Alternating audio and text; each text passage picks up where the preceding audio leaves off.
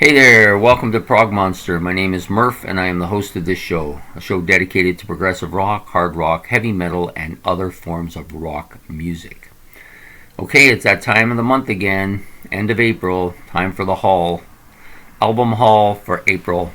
I think there's 16 albums here. This started out kind of slow, but got some stuff that I really like and some stuff that I'm not sure about and some stuff that I got really cheap. So it's a little bit of a mix of everything. So we're going to start out with this album, which is currently in my playlist. I had to go and get it. I almost forgot it. Great album.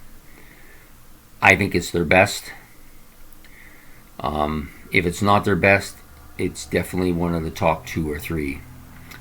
To me, Dreamboat Annie, Magazine, Dog and Butterfly, those are the 3 I like. So this particular album, what a picture, eh? Nice picture of the 2 of them on it. Great stuff on this album. I'll be doing a look back on this album probably in the next week or 2. There's just so much good stuff on this album. I forgot how much I love this album. I had it on vinyl along with Dog and Butterfly, and the magazine had all 3 of them. And then when I gave my vinyl collection, as you know, I gave it to my sister when I left home. And some albums took me a long time to get back. This one just came. The funny part is I took a bunch of albums there that I had that I either had duplicates of or I just wasn't going to listen to them. So I traded them in. He gave me like $10 or $11 for them, and this is the album I bought with that. Dreamboat Annie. Great. Now, the kind of ironic part about this was that it was between this and Jethro Tull's first album. That was the 2 I was going to get that day, and I decided on this one. And I never realized until I got it home and I played it. It was the first album I played from the group I bought that day. And there's a lot of kind of Tully sound to some of their music on this. I never realized how much they sound like Tull, but there's like 2 or 3 songs on here that have that real Tull sound to them. A similar style of music, anyways. So if you haven't ever listened to this album or you don't know much about this band, you gotta check this album out. This is, to me, a must-own album. So there you have it, Heart. Okay, so the next album out is an album that has kind of I have mixed feelings about it. I owned it before on vinyl, of course, and I saw it. It wasn't too expensive. What had happened is I had some albums left over that weren't really, the guy didn't want for various reasons, so I took them to Beat Goes On, and they gave me like 50 cents for each of the albums, and I used that to purchase this album. Because it was there, it was on sale. I don't own this album. I've owned it a long time ago, but never. Is AC/DC's Dirty Deeds Done Dirt Cheap. It's a good album. Like, there's some really solid tracks on here. There's a couple of kind of goofy songs on here too that it's just a very different AC/DC album. As different as AC/DC gets. It's a little bit, it's a little bit, I don't know what you want to call it, cheesy in some ways, I guess, but it's got some good stuff, though. This album, I never even knew this existed. Apparently, based on what the guy told me at the store, it was only $6, so I thought it was a must-have. It was an album by this artist that was put out after his death, but it came out, actually, the songs are all recorded before he made his first album. So really, really neat. It doesn't even really, you look at it, doesn't really even look at him look like him at all. David Bowie's first album, I guess you would call it, even though it's not really part of his discography. You'll never find it in a discography, but it has a lot of stuff on here I've never even heard of before. So I haven't listened to it yet, but definitely going to be something I'm going to be listening to very soon. Now, this album was one that was on my list of albums to get. People have been writing me about getting into this group now for a couple years. I actually never heard of them before a couple years ago, which is kind of strange when you think of how many how many albums this group has, how much stuff is good. It's very progressive but heavy at the same time. Album covers are decent. You would think this would be a band that I would have known about and would have gravitated to right away. I'm not sure why it never happened or why I never even knew about them. But people have been pushing on me, so I got my first one in the Hall of the Mountain Grill from Hawkwind. I've listened to it once in its entirety. I like it, so I'll be listening to it again. I usually keep somewhere between around 20 albums in my playlist, and there's just, right now I'm listening to them all. Some of them are starting to wear, so this will be one of the first albums to replace something in the playlist. Okay, so the next album up is an album. Pretty much bought this because when I was in my early 20s, I used to play tennis a lot, and the tennis club, the girls approached me and asked me to do a skit with them in which I played Robert Palmer, and then the six of them played the Palmerettes, and we did a song from this particular album, Riptide, called Addicted to Love. I did the lip syncing for it, and they did the back part. It was really actually quite hilarious. But when I saw this and I saw that Addicted to Love, I said, you know what, I gotta have it just for the memory's sake, if nothing else. So I haven't listened to it yet. I don't really know much about his stuff other than that one song. So I'll give it a listen to anyways. Next up, I tend to be one of these people that kind of like the complete sets. If I'm missing an album, I'll buy it even if I don't necessarily like the album, just so I have the complete set of their albums. And I don't know anything about this album other than the one track. But it looks like it's a bit more heavier than some of the other stuff, but I'm not sure. It's called Desperado by the Eagles. It's got some stuff on here that I probably know, but I maybe don't know the titles. So we'll be listening to that in the near future. I like the Eagles quite a bit. Sorry, I just want to take this ugly sticker off here. You know, I hate it when they do that. They stick stickers on there to tell you it's on sale. Well, yeah, okay, so just say it's on sale or write it on there. Why do you gotta put stickers all over the damn thing, right? Anyways, I'm just gonna peel the one sticker off. I'll leave the other one. I haven't opened it yet. That's why it's like that. I'm just gonna leave it. Anyways, Let's Dance by David Bowie was the first David Bowie album I ever owned. I love most of the stuff on here quite a bit. I went to see him in concert on this particular tour. Very different than possibly some of the other stuff I have, but really good stuff here. Of course, Stevie Ray Vaughan is the guitar player here. I mean, he's not really playing Stevie Ray Vaughan like music, but it's still Stevie Ray Vaughan. He's still amazing, as always. Anyways, David Bowie's Let's Dance.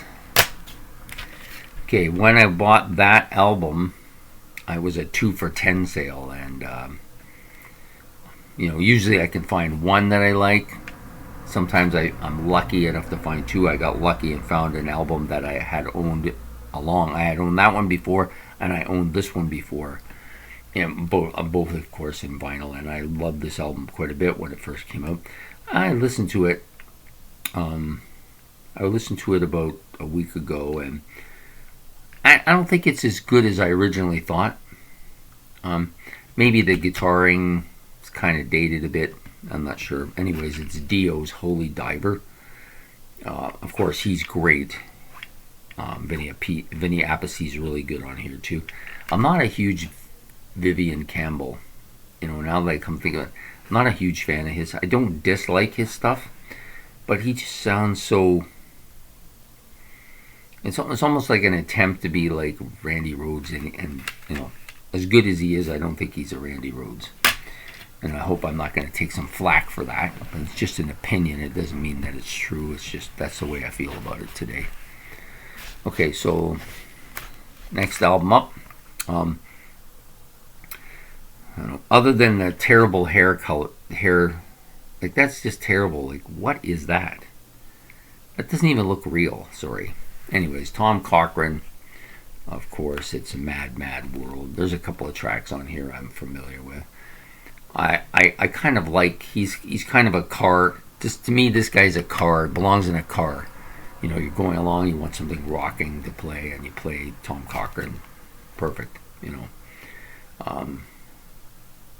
For I paid $1 for it, so I'm not too upset about that. No matter what happens, I just find that hair, like, that's terrible. It doesn't even look like it's his. Really. Okay. Anyways, enough of that. I got one of this guy's albums not too long ago, and I like him. He's very mellow. Not very mellow. Not Barry Manilow, but he's very mellow singer, but he has some decent stuff. Good singer. Billy Joel, Stormfront, pretty solid album. Again, I got it for $1, so I'm not complaining too much. I saw this and I thought, wow, I'd never seen this before. I never knew anything about it, and I didn't have my glasses on, so as soon as I never seen it before, and because it was by Neil Young, America, and Crazy Horse, I said, I like the other Neil Young Crazy Horse stuff that I got, so I got it right away. And then I got home, and it's in a nice, like, that's nice. That's a nice, like, inside sleeve, nice. I think it's a really cool looking album, or insert cover, whatever you want to call it. But I got home and I started looking at it, and I actually listened to it, and I started looking at the titles. Some of these songs are like from the 1800s, like some old kind of folky country western stuff, right? And I'm thinking, oh my God, did I just drop the ball here? But I listened to them, and they're done in a Neil Young style, so I actually quite like some of them. It's a pretty, for $2 you can't go wrong. I mean, I don't know how many times I'll listen to it, but every once in a while I'll probably pull it out. There you go. Okay, now we're down to, I think it's 6 left, but I put the one at the bottom and do that one last. Not a huge fan of these guys anymore. Was maybe 20 years ago, maybe been longer than that, maybe closer to 30 years ago, I got an album by them. Somebody got me an album by them, and I keep finding them for $2, so I can't pass on them. So it's U2's, what's the name of this album?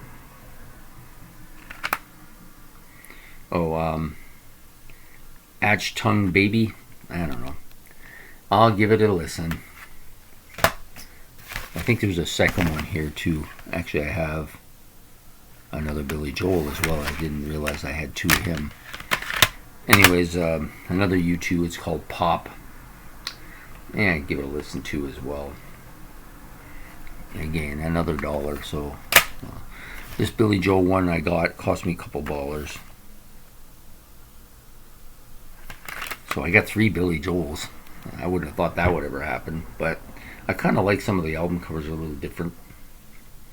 And he's what I call easy listening to. Like, sometimes I don't want to listen to heavy metal or prog rock. I want something that's just a little not too hard on the brain, and I think he's fits that bill quite well.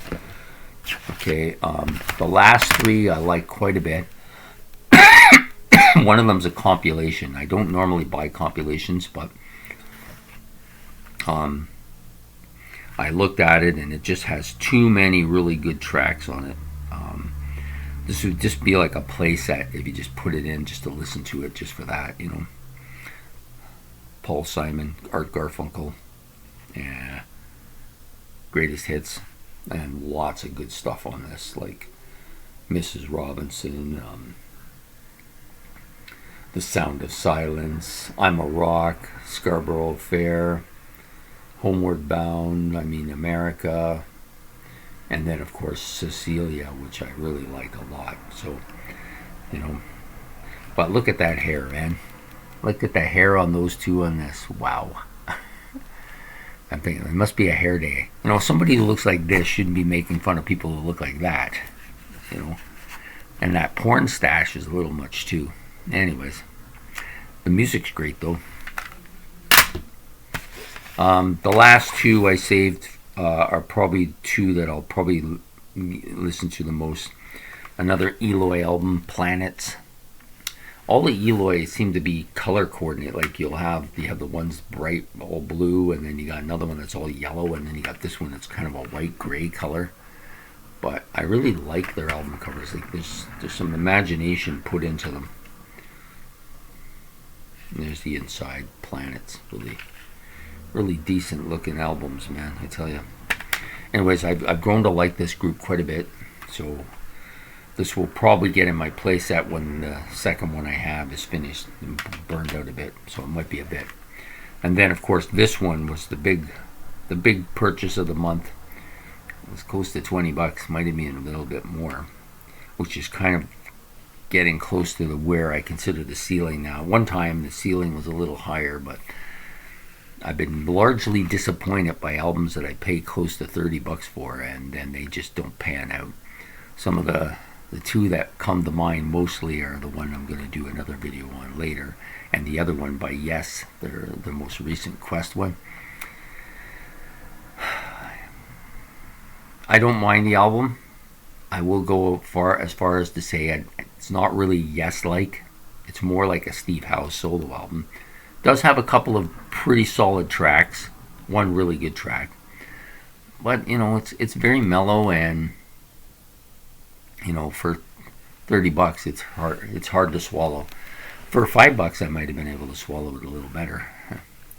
Anyways, this group, I really like their debut album, and so I decided with them, and I did this with Genesis too, I decided to buy their albums in order of their release so I can kind of get that feel for what it was like going along with them, and so I decided this one here, King Crimson. It's called In the Wake of Poseidon. I couldn't remember what it was, so I had to look. In the Wake of Poseidon. And I took the book out. It comes with a book. There's a book inside. It tells you what each of the characters are. Like there's 6 on the back and 6 on the front. It tells you what each of them represent. Really interesting, I think. The only problem is they stuck this. The barcode is like embedded right here on the girl's face. What gives with that? I don't get. Anyways, pretty solid album. I've listened to it once through. I think it's going to definitely be a big listener when it gets into my playlist. So normally how I work is I have a playlist that I play my stuff all the time. Usually I throw a new album in there for a listen, and then I put it away and I'll go and do another listen. That's what my the rack directly behind me, I keep all the ones I haven't listened to there, and I'll play one of them. And once it gets played, it gets put alphabetically here, and then once it's in the alphabetical column, I will sometimes pull them out. Once it gets a couple of listens to, and then I got to choose certain things to replace my playlist things, and then I pick them out. This will almost certainly be one of the very next albums to go in my playlist. There's a couple of others that have been chomping to get into the list too, but this one's one of the main ones. So I'm looking forward to listening to that regularly. I think it's like they're just a band that it took me 40 years to get into them. Even though I knew about them 40 years ago, I just took forever to get into them, and they seem almost. People find that amazing. This band seems like a band that was meant for me to listen to. Like they're a band that fit right into what I like, but for some reason I just didn't get into it. And I think it just basically when I was a kid, it just had a lot to do with money. You got so much money a month, and you can only. And back then, albums came out. You went to the store, and you had so much to spend, and so you picked. There might have been 5 or 6 new albums out, and so you picked the 1 or 2 that you wanted the most. Those are the ones you got. And every once in a while at Christmas time I'd go out and buy some older stuff, like 2 or 3 albums that were older, like back thing, and there was like a ton of stuff to choose from, so you can only. And they just seem to get beat out by, a couple times they got beat out by Genesis, a couple times they got beat out by somebody else. One time it was between them and Gentle Giant, and I don't know why, but I chose the Gentle Giant. And I don't regret it. The Gentle Giant's good too. So, anyways, it's just a matter of, now I have a little more. So now I plan what I'm going to get, and of course, if I see stuff, I go to yard sales and just a couple. There's about 4 or 5 thrift shops in the area that I like to shop at and do, and sometimes I go to the Beat Goes On. But I have one particular store that I go to buy the better quality stuff, and I usually take so much with me, and I always try to buy one premium album that I really want, and then I look around for whatever they have that, and then I judge, is it worth it? That's what I did with the hard album. So anyways, there you have it, my haul for the month of April. A lot of good stuff. I'm looking forward to listening to a lot of this stuff. So I hope you enjoyed this. Got any comments or things that you think that, based on what you've heard, that I might be interested in that I don't know about? Please let me know. I'm, a couple of people have tried to push me onto the group Mountain, and I put them on my list to look for, but I just haven't found anything yet. I did get the Hawkwind this time though, so those people, I hope you're satisfied. I did get it, the Hall the Mountain Grill. There was another one that I wanted as well, but at $18 a pop, you got to kind of be limited to what you get, right? Okay. Anyway, so there you have it, the haul for April. I hope you enjoyed it. Next month, hopefully there'll be a lot more. It's getting into the summertime, so I get out more and see more, and there's yard sales all over the place, and always finding stuff there. I do collect. Sometimes I'll buy an album I already have just because I think I can make a deal that'll help me out. But I don't do that too often though, because it's hard to know what the people want or don't want, right? If the guy's got 20 of them, he's not going to want 21, right? So there you have it. I hope you, like I said, I hope you enjoyed. If you did, please like and subscribe and tell me your stuff. And we'll be talking to you soon. Next month, the end of next month, we'll be doing another one of these episodes. So for Prog Monster, you have a good evening. Goodbye.